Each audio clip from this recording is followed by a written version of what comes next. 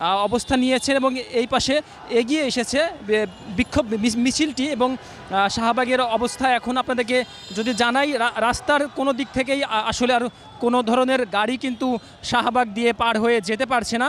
পুরোপুরি এই শাহবাগের রাস্তা কি কিন্তু এখন বন্ধ রয়েছে এবং আমরা সেই সাথে এখানে বিজিবির উপস্থিতিও দেখতে পাচ্ছি এবং এই দিক থেকেই কিন্তু মূলত ঢাকা বিশ্ববিদ্যালয়ের দিক থেকেই শিক্ষার্থীরা কিন্তু চলে এসেছেন এই শাহবাগের পয়েন্টে। ঠিক এই মুহূর্তে শাহবাগের পয়েন্টে জড়ো হয়েছেন শিক্ষার্থীরা। মূলত তাদের 3 দফা দাবিতেই তাদের আজকের এই শাহবাগ ব্লকেট কর্মসূচি পালিত হচ্ছে। আমরা একজন শিক্ষার্থীর সঙ্গে কথা বলতে চাই। আমরা মেনলি হচ্ছে 3টা দাবিতে দাঁড়াইছি। আর আচ্ছা পরে আমি বলছি। তো আমরা দেখতে পাচ্ছি যে বিপুল সংখ্যক শিক্ষার্থী এই মুহূর্তে শাহবাগে জড়ো হয়েছেন এবং তারা বিভিন্ন